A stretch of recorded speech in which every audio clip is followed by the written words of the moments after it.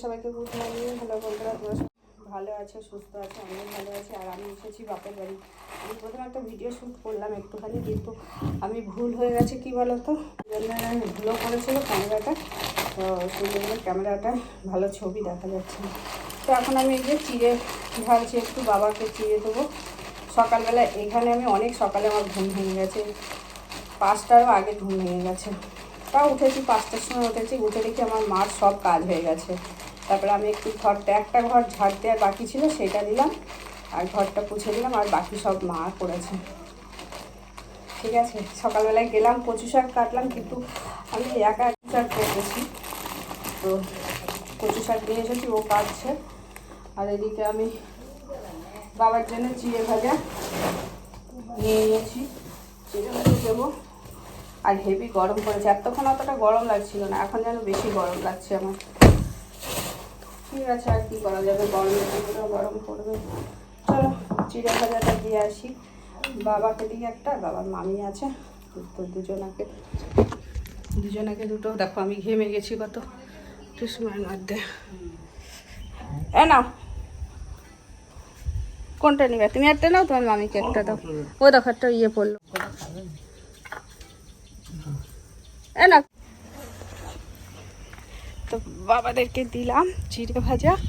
যে মাছ কিনেছি সেই কেটে দিয়েছি, কেটে দিতে বলেছে। এই যে 1 কিলো, আর 1 কিলো 400 ওজনের ধোয়া হয়ে গেছে।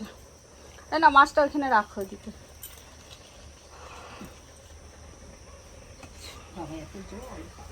আরে না, এটা না।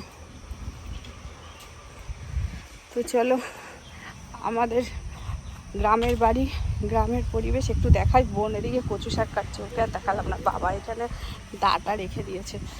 আমার গাছে এত সুন্দর, আমার গাছটা না টগর ফুল ফোটে না, কিন্তু দেখো এদের এখানে গাছটা কি ফুল ফোটে, আর কি সুন্দর গাছটা। আমার গাছটা কি হয়েছে কি জানি, একটা ফুলও ফোটে না। ঠিক আছে, চলো আর কি বলবো। কচু শাক কাটছে, কচু শাক বোন কাটছে।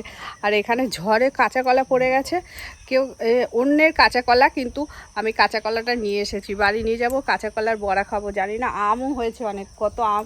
তো আম নিয়ে যেতে পারবো কি ভাবছি, একটা কাঁঠাল নেব। ছেলেও আসেনি, অত কিছু মনে হয় নিয়ে যেতে পারবো না। দেখি, চেষ্টা করবো যতটুকু নিয়ে যেতে পারি ততটুকু নিয়ে যাব। চলো আবার পরে আসবো তোমাদের সামনে, একটু কাজ করে নিই।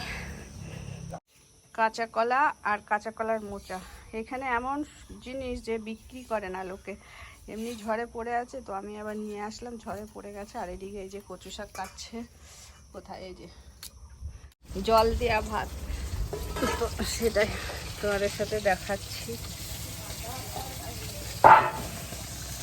এই যে পান্তা ভাত, অনেক দিন পর এরকম জল দেওয়া ভাত করেছি। ঠিক আছে, দেখা যাচ্ছে, এই যে জল পাল্টাই না। চল, আর বড়া ভাজা আছে, বড়া ভাজা আজকে খাবো, বড়া ভাজা আছে। এখন আমি এই কচু শাকগুলো ধোবো। এই যে এতগুলো কচু শাকগুলো ধুয়ে সিদ্ধ বসাবে। আচ্ছা, আমি তো স্ট্যান্ডটা আনিনি, কেননা ইচ্ছা করছিল না স্ট্যান্ড নিয়ে আসতে, তাই জন্য। জলটা অনেক ছড়িয়ে পড়ছিল, তো এটা লাগিয়ে নিয়েছি, তাই জন্য জলটা এখন খুব সুন্দর পড়ছে। বেশ, বাসন টাসন ধুতে এখন সুবিধা হবে, মানে তো কেমন হয়ে জলটা পড়ছিল,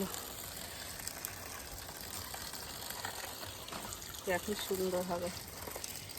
আমি একটু ওই আমাদের এখানে যাব, গিয়ে দেখাবো। ঠিক আছে, তো রাখছি, কচু শাকগুলো ধুয়ে নিই। চলো, আর গরমে দেখো, একদিনেই গরমে ঘেমে যা অবস্থা হয়েছে মুখে, আর কি একটা যেন এখানে হয়েছে।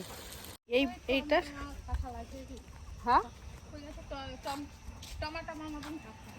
বেশি বড় নেব না কাঁঠাল, আর ছোট্ট একটা ইঁচড় নেব, একদম ছোট একটা ইঁচড় নেবো, ছোট একটা কাঁঠাল নেবো। কাঁঠাল শুধু আমি একাই খাবো, পাকা কাঁঠাল।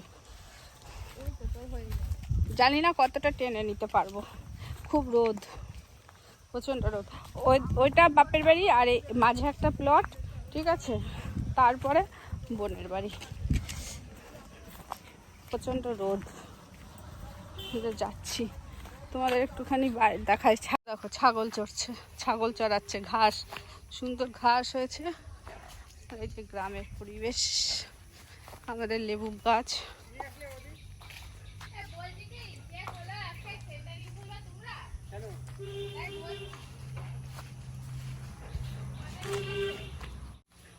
এই যে বোনের বাড়ি, ঠিক আছে।